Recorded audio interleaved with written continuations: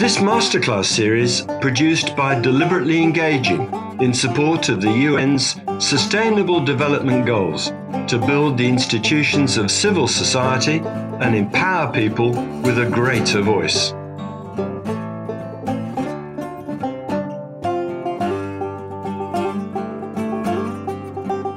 Hello and welcome to this podcast. I'm Ed Davis. I'm the moderator for this masterclass series for activists on the union movement's history of struggle and achievements. In this series, you'll hear compelling stories, big ideas, and profound insights that we hope will assist your activism. The series draws on the wisdom and experience of Tom McDonald, former Vice President of the ACTU and former National Secretary of the Building Workers Industrial Union. Since 1992, a part of the Construction, Forestry, Maritime, Mining and Energy Union. Current and former trade union leaders will join Tom and I during the series. Today, we're very pleased to have two guests with us, Sharan Burrow, General Secretary of the International Trade Union Confederation and a former President of the ACTU. She is the first woman to be elected General Secretary of the ITUC. We also have with us today Dave Noonan. Dave is National Secretary of the Construction Division of the CFMEU. Today's podcast will explore the strategy of neoliberalism and what it means for workers' rights and living standards, our democracy, and the type of society we've built in Australia over many decades of struggle. We will also look at how the COVID-19 pandemic has exposed the failings of neoliberalism and what the future may hold for progressive politics. Tom, I'd like to begin with you. What is the strategy of corporate Australia in relation to workers' rights and living standards? Ed, the Australian employing class want an American-type industrial relations system in Australia. They've been fighting for it for 40 years. And so I want to say a few words about the American system, because the American system is totally dominated by neoliberalism, politics and policies. So what's life like for the average American worker? I want to quote from Jim Stanford, a renowned Canadian political economist, the director of the Centre for Future Work, and Robert Reich, a renowned American economist who was the Secretary of Labor in President Clinton's administration. Jim Stanford describes American industrial relations. I quote, "The U.S. experiences the worst poverty amongst the major developed economies." He goes on to say it has the weakest union and labour protection and relies on low-wage jobs. It has the weakest social program to supplement social wage income and support for those not in employment. Robert Rees says, "Big business has been flooding Washington and the state capital to cut taxes on corporations, roll back health, environment and labour protection, and allow big business to monopolise the economy using its market power to keep prices high and wages down." So I now want to tell you a little story about Bill Kelty when he went to America a number of years ago. When he came back, I asked him what it was like in America, and he shook his head. He said, "I was walking up a street in New York to the union headquarters, and there was a whole series of people there with billboards around there hanging from their neck, which were appealing to people to make a donation because if they didn't have an operation, they would die." So Bill went to the union office and said, "What are you doing about that?" And they said, "Nothing." And he said, "Why?" And they said, "Because they're not members of ours."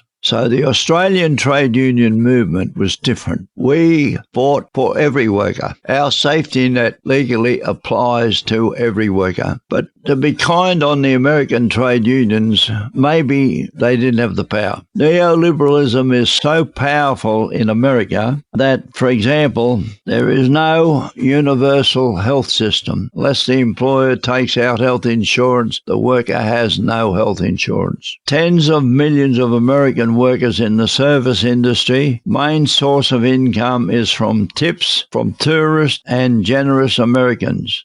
What do you think the future holds for Australia's industrial and social safety net? The employers in Australia have fought against the trade union movement creating one of the best safety nets of wages, conditions and entitlements, including social entitlements in the world. The employing class have fought against all of those entitlements, virtually every single one, but they have been largely defeated with work choices. The Australian people rejected them. When they did it earlier than that with Fight Back, the Australian people rejected them. But inroads are being made, and the battle for and against the safety net will go on into the future, but they want to Americanise Australia's industrialisation system. The average worker doesn't understand that. First thing we got to do is to make them conscious of what is really happening and how it's been eroded around the edges with some success, quite significantly in some cases, but the safety net has survived and it will survive as long as there are unions and with enough workers in it to have the power to oppose them, not only industrially but politically. Dave, turning to you, Tom has talked about the dangers posed by the neoliberal right. How would you characterise what neoliberalism is? Well, thanks, Ed. And I suppose the best way that I could attempt to respond to the question you've put is to start off with the proposition that we would expect that corporations act in their self-interest, in other words, in the interests of the corporate entity.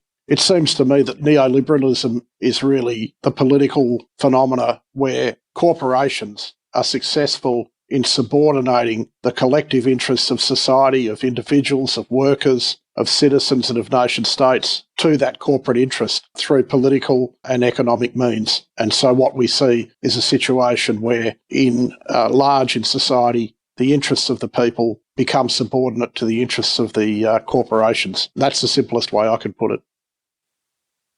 Ed, neoliberalism is about creating a monopoly of power over the economy, the workplace, the workforce, and a dominant influence over government. It seeks to dismantle democratic institutions that exist to protect the powerless. Neoliberalism claims that the best way to manage a capitalist economy and society is by leaving it to market forces. They ignore justice, inequality, and social cohesion and place profit maximisation and self-interest ahead of working people's well-being and rights. Sharan, from your international vantage point, what does neoliberalism mean for workers around the world? Well, both Tom and Dave are right. It literally means no constraint on corporate power.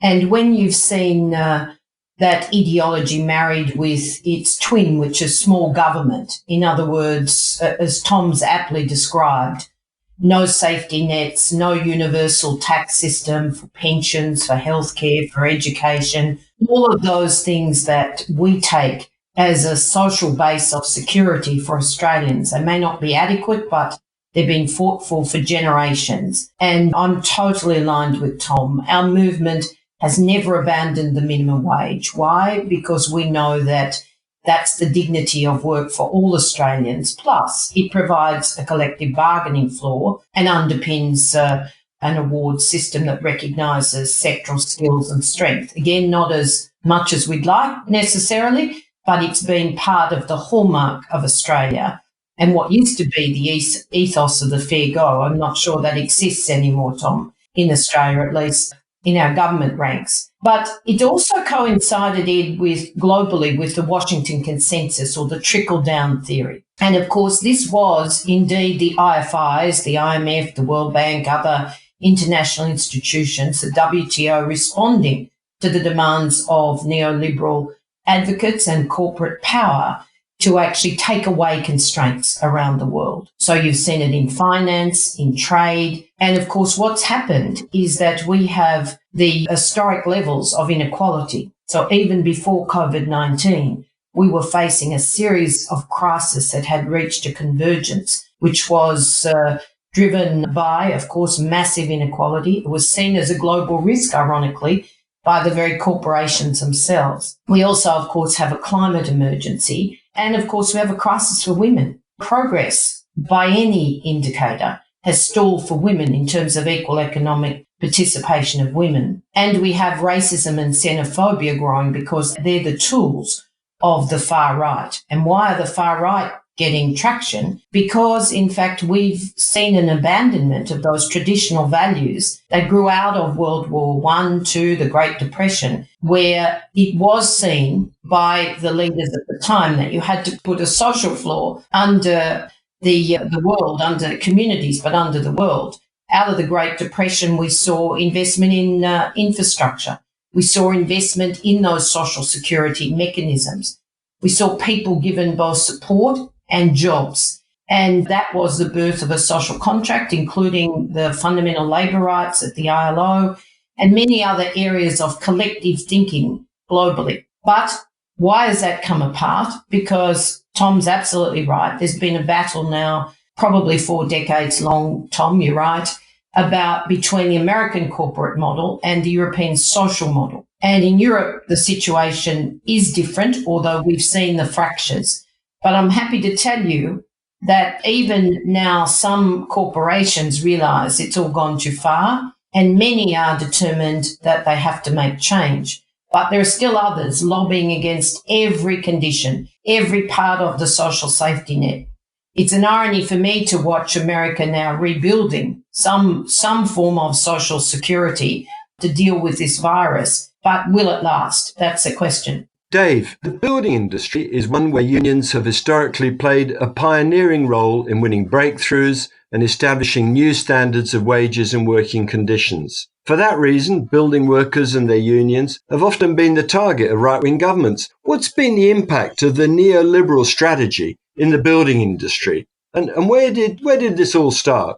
Well, I don't think you can divorce the situation in the building industry from the broader situation in the global economy and in the global political system and labour market. If you look at the fact that, say, in this country, construction workers have had at least 160 years of union organisation and of collective struggle for working rights and conditions. The global attack on workers' rights that really intensified probably in the 1980s and onwards has had an impact. And of course, we saw, the infamous attacks in the 1980s on the Air Controllers Union in the US, the British National Union of Mine Workers, the printing unions at Wapping, and so on. But this, of course, intensified through the Australian political economy, through the deunionisation of the metalliferous mining industry in Western Australia, starting with Robe River, disputes in the 80s at Mudgeonbury and Dollar Sweets. But I think one of the significant ones when it comes to the building industry is actually the troubleshooters case, which goes back to the late 80s. And of course, what was significant about troubleshooters is that it represented a legal validation of the negation of 150 years of workers' struggle to obtain all sorts of rights that construction workers had not enjoyed traditionally.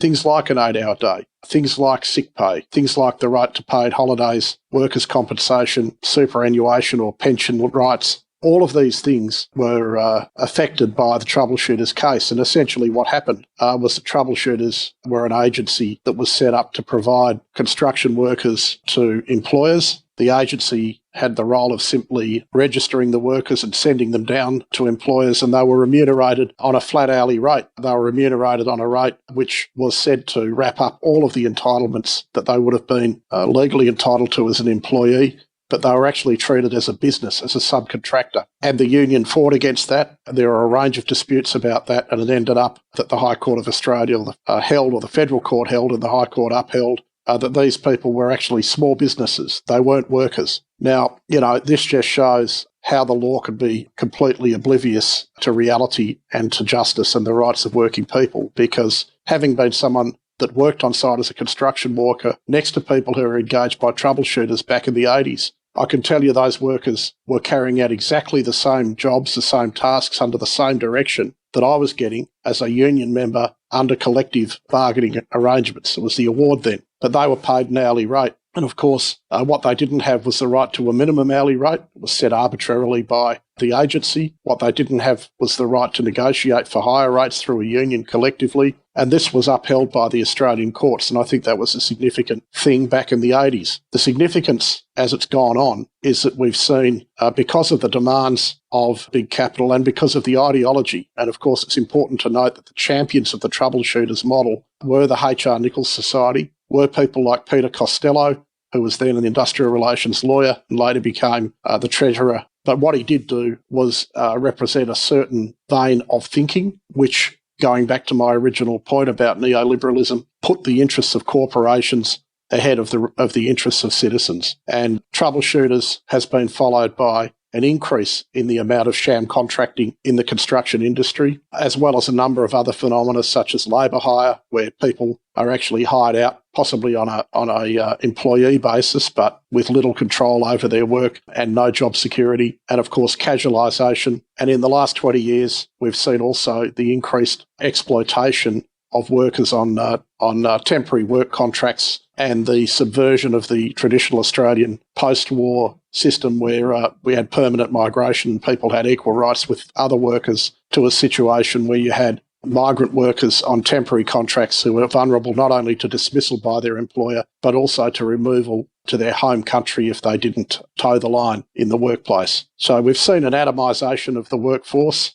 It's not accidental. It's a deliberate plan by those who have promoted the atomisation of the labour market, and it's something that is having an impact on the wages and conditions of Australian construction workers. We're seen as strong, with strong pockets of unionisation and of good wage increases and collective bargaining, so the union hasn't been unsuccessful. It's been one of the more successful construction unions in the world. But notwithstanding that, around the smaller jobs, around the suburbs, and even creeping into the bigger sites, we have found these manifestations, as I said before, of the atomisation of the labour market. The COVID-19 pandemic has been a humanitarian and economic crisis for the world. We've seen examples of conservative governments in Australia, America, and Europe ditching some of their traditional neoliberal orthodoxies, like maintaining budget surpluses and investing in measures to support the economy. Are there lessons we can draw from how countries are responding to the COVID-19 crisis? The crisis has thrown a huge spotlight on what a disaster neoliberalism is. As hopeless and repugnant as Trump's response to the crisis has been, it would be wrong to simply blame the crisis America is facing simply on Trump. The crisis shows how an America built on neoliberalism has been totally unprepared for the crisis, with millions unable to access health care and millions more starving because of no or little social security support, and hundreds of thousands of Americans dying. Well, I largely concur, which is fortunate because Tom used to be my boss and he's one of my mentors. So it's good that I mainly concur with him. And I think in terms of the reason the Morrison government didn't continue with neoliberalism as its approach in the face of the COVID-19 pandemic, von Moltke, the Prussian general, I think said that no battle plan survives contact with the enemy. And it is certainly the case that neoliberalism is not surviving the battle with COVID-19,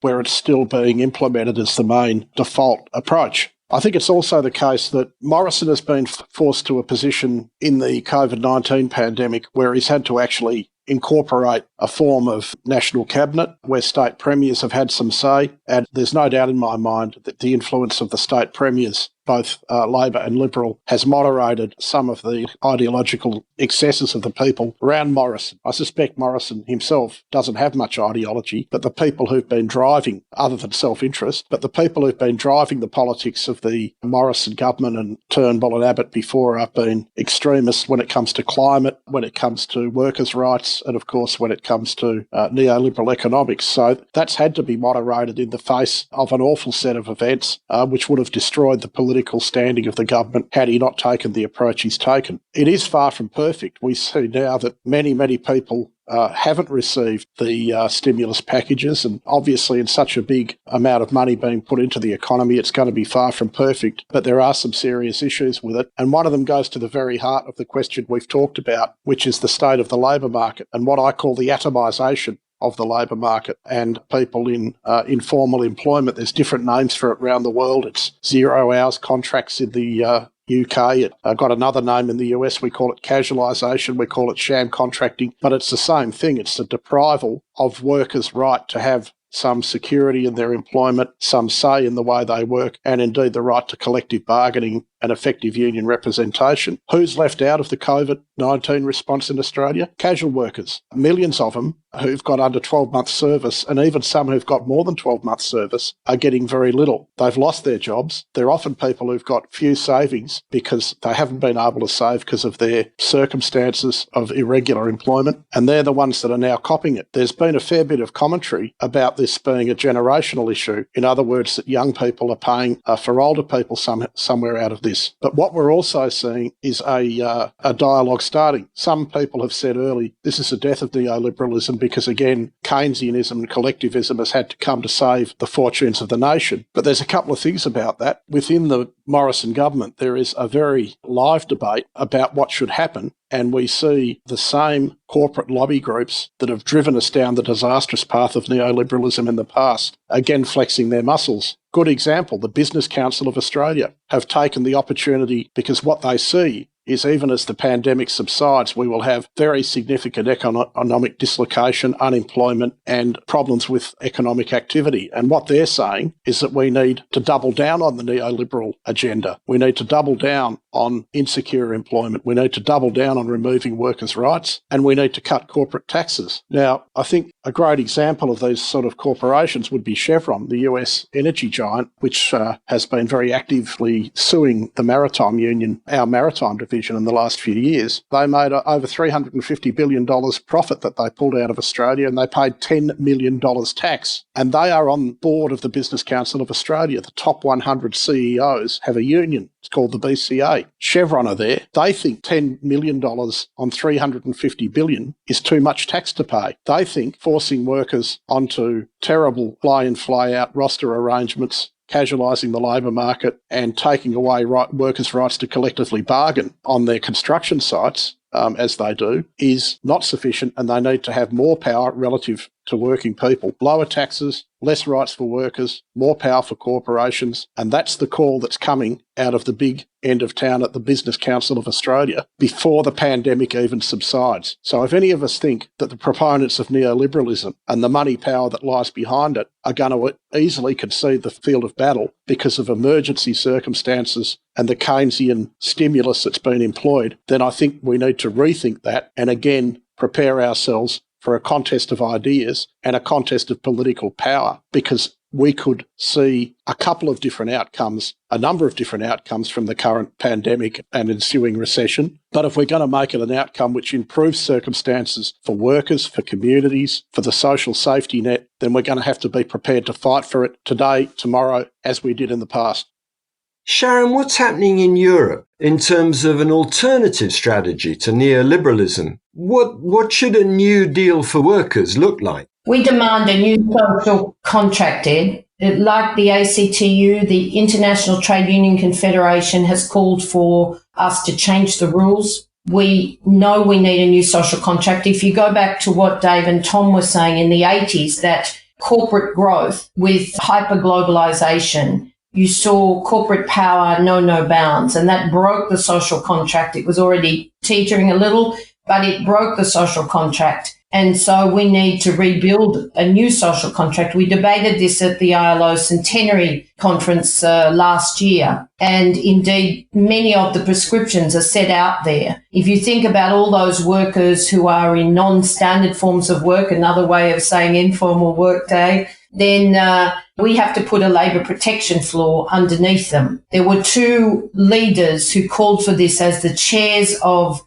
an ILO Commission report, and they were Cyril Ramaphosa from South Africa and Stefan Löfven, with a number of representatives from business, from unions, and so on. But a labour protection floor would see those fundamental rights plus occupational health and safety, which, if this crisis has shown anything, must become a fundamental right. We must have a biological hazard standard. They have to be part and parcel of the labour protection floor. An adequate minimum wage on which you can live with dignity, evidence-based, maximum hours of work, But in addition to a labour protection floor, we have to have universal social protection. And that's our fight right now internationally. Can I tell you, I can't describe how angry I was last week. You know, I spoke to the G20 group of labour ministers. Their words are fantastic. You know, we've had an influence on their communique, but very few acknowledged beyond their borders, even where they've done good work supporting people inside their borders. Very few acknowledged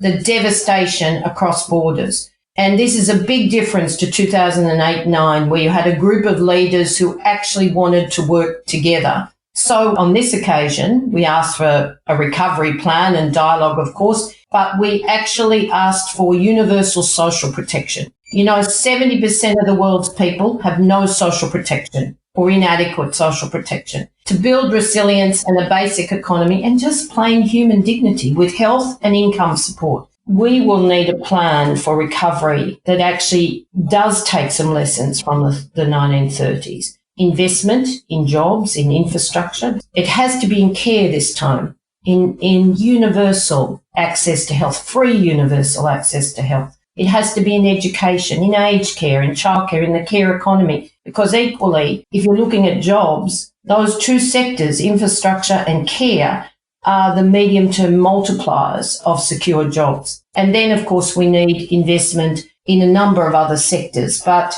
it is fundamentally about how we choose now to rebuild our world. And will we choose to redesign it so all those areas of crisis will be taken into account, so we'll be a more equal world? Or will we choose to let the profits of neoliberalism win? I know what I'm banking on, and the union movement is the antidote with, of course, civil society, and we have to be conscious of that. We have to be part of a movement that actually brings people with us. But trade unions have always been the antidote to crisis, and this won't change. Tom, what would you like activists to take away from this podcast?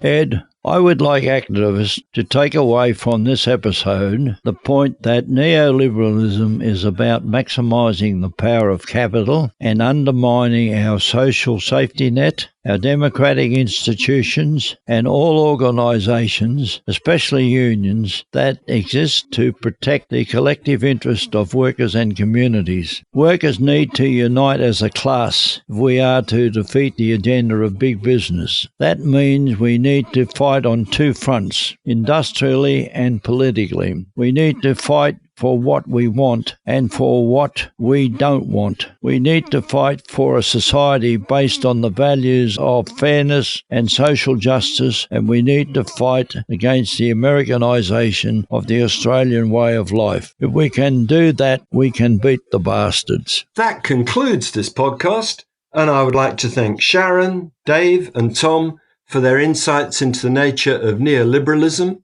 and the massive threat that it poses for workers and their families, for their standards of living and rights. The lesson underlined by today's discussion is that neoliberalism seeks not only to erode workers' living standards and rights, but aims to tear down organisations and institutions in our democracy that exist to give working people a voice and protect the community. Sharan, Dave and Tom have shared with us their ideas for developing a countervailing approach, a new deal that engages workers, mobilises their challenge to the rule by industrial and media elite. And now a song to close by Chloe and Jason Roweth. They're drawing from their extensive repertoire of traditional and contemporary songs to bring you a powerful example of music used in support of progressive change. Over to you. Thanks, Ed. We'd like to tackle this subject with a song from the late, great Scottish-Australian songwriter Alastair Hewlett, who was a great spokesman for the left.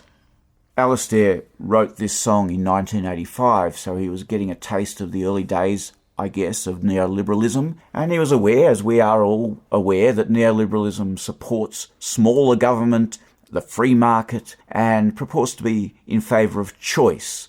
What Alastair could see, as we've seen more and more evidence of, is the growing inequality driven by this policy, that the inequality is leaving great sections of society behind, often the very sections of society that people are purporting to talk back to with the history. They're conjuring the history to express why they're in favour of neoliberalism, and Alastair's strongly and very effectively questioning the very idea of progress, whether you can even call it progress when people are being left behind so badly. This is Alastair Hewlett's powerful song of the underdog. The swaggies have all waltzed Matilda away.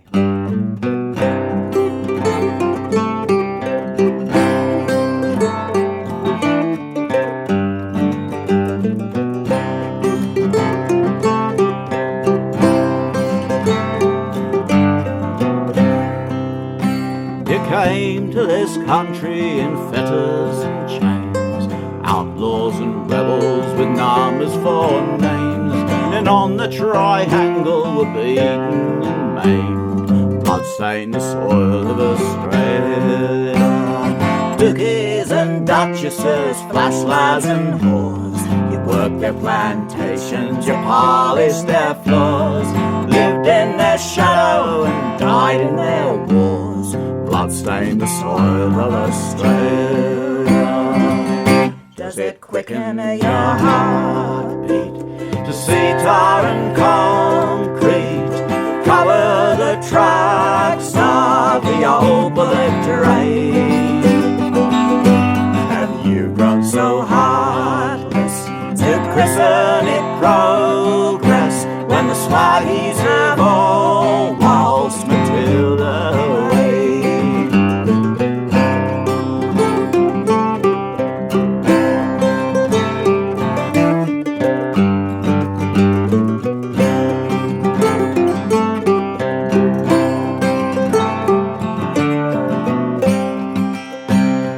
Driven like dogs from your own native home, hardship and poverty cause you to roam over the bracken and over the foam, blood-stained the soil of Australia, and caught in the fever for fortune and fame, you forced the poor blacks to suffer the same, imprisoned on missions or hunted for game, blood-stained the soil of Australia. Does it quicken your heartbeat to see tar and concrete cover the tracks on the old bullet train? Have you grown so heartless to christen it progress when the swaggies have all waltzed Matilda away?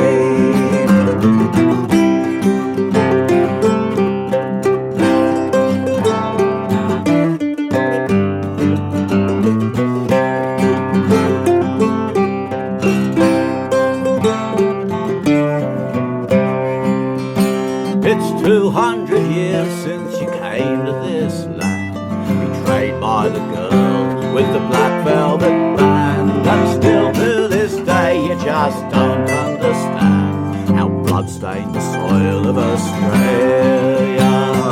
Grey and white old Australian and you, brothers and sisters of every hue, the future is ours, take the wealth from the few, and raise the red flag in Australia.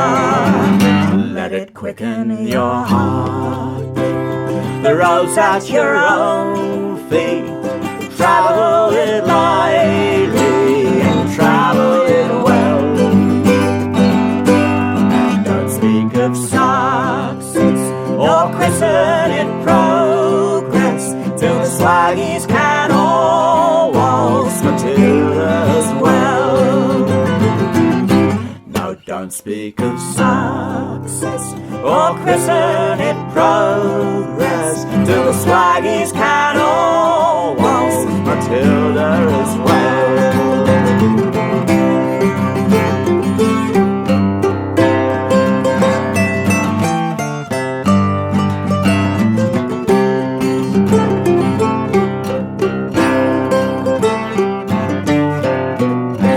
This masterclass series, produced by Deliberately Engaging in support of the UN's Sustainable Development Goals to build the institutions of civil society and empower people with a greater voice. The support of the Committee to Defend Trade Union Rights and of Tony and Nina Bleasdale is gratefully acknowledged. I hope you'll join us on the next episode of this masterclass series for empowering activists. I'm Ed Davis. Bye for now.